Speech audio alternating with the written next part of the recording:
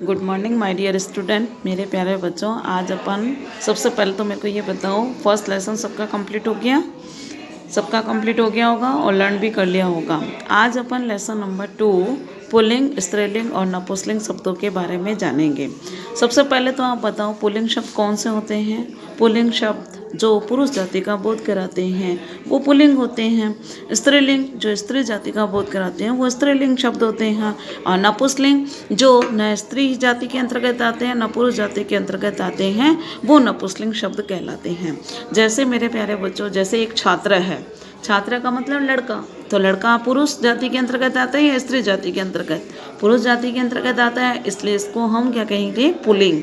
इसी प्रकार बालः, तो बालय भी क्या है? बालय का मतलब बालक, तो बालक भी क्या होता है? आपके पुरुष जाति के अंतर्गत आता है, इसलिए ये पुल्लिंग कैटेगरी के अंतर्गत आता है। इसी प्रकार जैसे छात्रा, छात्रा का मतलब होता है लड़की। इसी प्रकार बाला, बाला का मतलब भी क्या होता है? छात्रा का मतलब पढ़ने वाली लड़की, बाला का मतलब कोई भी लड़की हो सकता है। तो मेरे प्यारे बच्चों, ये दोनों ही शब्द स्त्री जाति के अंतर्गत आते हैं, इसलिए स्त्रीलिंग कहलाते हैं। जैसे यहाँ लिखा भी है, जो शब्द स्त्री जाति का बोध कराते हैं उन्हें स्त्रीलिंग कहते हैं। इसी प्रकार अपन और भी बहुत से शब्द ले सकते हैं, जैसे अनीता है, सुनीता है, कविता है, अध्यापिका है।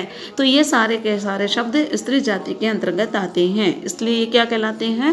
स्त्रीलिंग कहलाते हैं।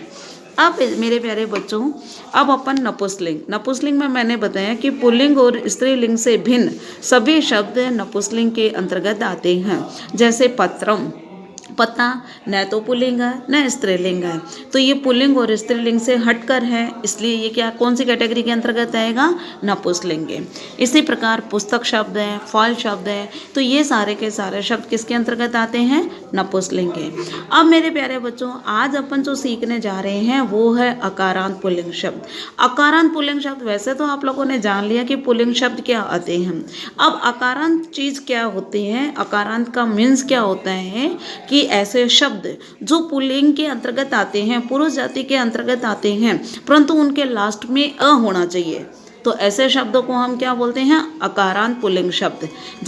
जैसे अब आप ध्यान से साधारण रूप में देखें, नरः, नर का मतलब होता है पुरुष, तो पुरुष एक पुरुष जाति के अंतर्गत आता है और नर के अंतर्गत कौन सा स्वर लास्ट में है? अ, इसलिए ये क्या है? अकारांत पुल्लिंग। इसी प्रकार हम देख सकते हैं अश्वः, अश्व का मतलब होता है घोड़ा, तो घोड़ा भी पुल्लिंग के अंतर्गत आता है और अश्व के अंतर्गत लास्ट शब्द अपना क्या है? अ, इसलिए इसको हम क्या बोलते हैं? अकारांत पुल्लिंग शब्द। अब अकारांत पुल्लिंग शब्द का प्रथमा विभक्ति एक वचन क्या होता है? छात्रः, नरः, अश्वः।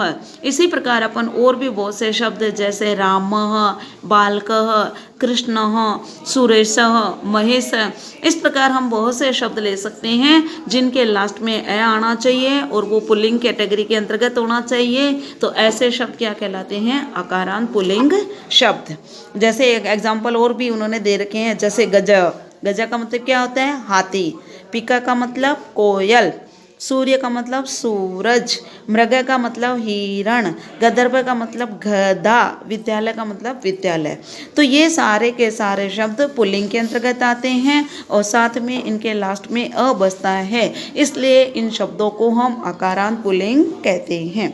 इसी प्रकार मेरे प्यारे बच्चों, आपके आता है अकारांत स्त्रीलिंग, यानी वे शब्द जो स्त्री जाति के अंतर्गत आते हैं और जिनके लास्ट में आ शेष रहता है, तो वो शब्द कैसे कहलाते हैं? अकारांत स्त्रीलिंग। जैसे कि मेरे प्यारे बच्चों इसमें लिखा है, इसके अंतर्गत स्त्रीलिंग के वे शब्द जिन शब्दों के अंत में आ हो, ऐसे शब्दों को अकारांत स्त्रीलिंग कहते हैं।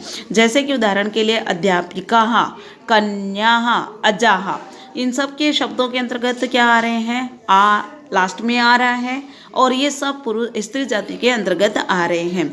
इसी प्रकार के और भी एग्जाम्पल है, जैसे चटकाः, कोकिलाः, शिक्षिकाः, नाशिकाः, पाठशाला, ध्वजाः, सेविकाः, मूषिकाः, लताः। तो मेरे प्यारे बच्चों, आप सब लोग देख रहे हैं कि ये सारे के सारे शब्द स्त्रीलिंग के अंतर्गत आते हैं और इन सब के लास्ट में आ शेष रहता है। तो मेरे प्यारे बच्चों, आकारांत स्त्रीलिंग का प्रथमा विभक्ति एक वचन क्या होता है? केवल वो का वही शब्द होता है। जैसे लता है तो लता ही रहेगा, जैसे नाशिका है तो नाशिका ही रहेगा, सेविका है तो सेविका ही रहेगा। अब हम जो करने जा रहे हैं आकारांत नपुंसकलिंग। तो पहले मेरे प्यारे बच्चों आप लोग जान चुके हैं कि नपुंसकलिंग शब्द कौन से होते हैं, जो पुरुष जाति के अंतर्गत और स्त्री जाति के अंतर्गत नहीं आते हैं, ऐसे शब्द नपुंसकलिंग शब्द कहलाते हैं और उनके अंत में होना चाहिए। जैसे नेत्रम, नेत्रम का मूल शब्द नेत्र, तो इसमें लास्ट में आ रहा है। मुखम का मुख, रजत का रजत यानी चांदी, तो इन सब के अंत में आ रहा है। परंतु ये सारे के सारे शब्द आपके न तो पुरुष जाति के अंतर्गत आते हैं न स्त्री जाति के अंतर्गत आते हैं, इसलिए ये अकारांत नपुंसकलिंग शब्द कहलाते हैं। जैसे और भी एग्जाम्पल है रूपकम, ताम्रम, लोहम, है ना। इसी प्रकार कंदुकम, किरणम यानी कंदुकम माना गेंद, किरणम माना खिलौना, पुस्तकम का मतलब पुस्तक, घटम का मतलब घड़ा, दीपकः पत्रम, नारिकेलम, चक्रम। आगे मेरे बच्चों सबको समझ में। तो आज आप लोगों ने ये देखा, आज अपन इतना ही करेंगे। और उसके बाद आप लोगों ने देखा कि हमारे संस्कृत में 3 लिंग होते हैं, एक पुल्लिंग, एक स्त्रीलिंग और नपुंसकलिंग। मेरे प्यारे बच्चों हिंदी में आपके लिंग 2 ही होते हैं, परंतु नपुंसकलिंग केवल संस्कृत में ही होता है। तो इन तीनों लिंगों के बारे में आप लोगों ने अच्छी तरह से जान लिया। तो इसमें अगर आपको किसी तरह का कोई भी डाउट हो तो वो डाउट आप मुझसे पूछ सकते हैं। नेक्स्ट हम वचन क्या चीज़ होती है इसके बारे में हम जानेंगे। Okay, bye.